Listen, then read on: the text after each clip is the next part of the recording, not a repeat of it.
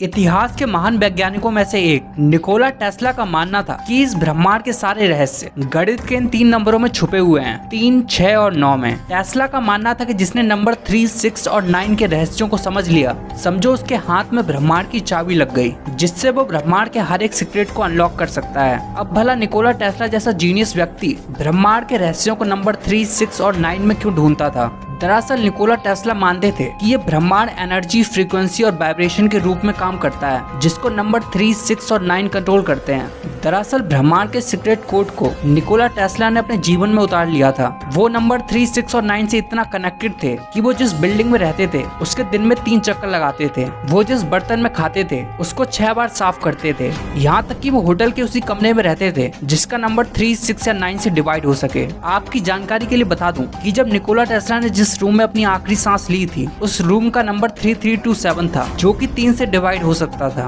Nikola Tesla का विश्वास number 369 में इतना ज्यादा था कि नंबर 369 को निकोला थ्योरी कहा जाने लगा, जिसे आज टेस्ला कोड के नाम से भी जाना जाता है, और इसे यूनिवर्स का फिंगरप्रिंट यानी कि ब्रह्मांड का सीक्रेट कोड भी कहा जाता है। तो आखिर नंबर 369 इतने रहस्यमय क्यों है? क्यों निकोला टेस्ला नंबर 369 को ब्रह्मांड की चाबी कहते थे? और क्या सच में ये 3 नंबर ब्रह्मांड के सीक्रेट कोड है? ये सब कुछ जानेंगे आज की इस वीडियो में। तो स्वागत है आपका नॉलेज बॉक्स की एक और नई वीडियो में। जरा इन तस्वीरों को देखिए। आपको इन सभी तस्वीरों में एक जैसा पैटर्न नजर आ रहा होगा। नेचर में मौजूद इस पैटर्न को कहते हैं गोल्डन रेशियो। दरअसल गोल्डन रेशियो एक तरह की ब्यूटी का कोड है। मतलब इस यूनिवर्स में जो भी आकृति गोल्डन रेशियो को ध्यान में रखकर बनाई जाती है, वो आंखों से देखने पर बहुत ही सुंदर लगती है। आप दा विंसी की किसी भी पेंटिंग को देख लीजिए, सभी में गोल्डन रेशियो आपको देखने को मिलेगा। और अगर और प्राचीन समय में जाएं, तो मिस्र के पिरामिड्स को भी इस रेशियो में ध्यान में रखकर बनाया गया था। अब ये तो हम इंसानों की बात रही। अगर हम इस ब्रह्मांड के रचयिता की बात करते हैं, तो उसने इस ब्रह्मांड को परफेक्टली गोल्डन रेशियो को ध्यान में रखकर बनाया है। आप नेचर की किसी भी चीज को उठाकर देख लीजिए, चाहे वो छोटी हो या बड़ी,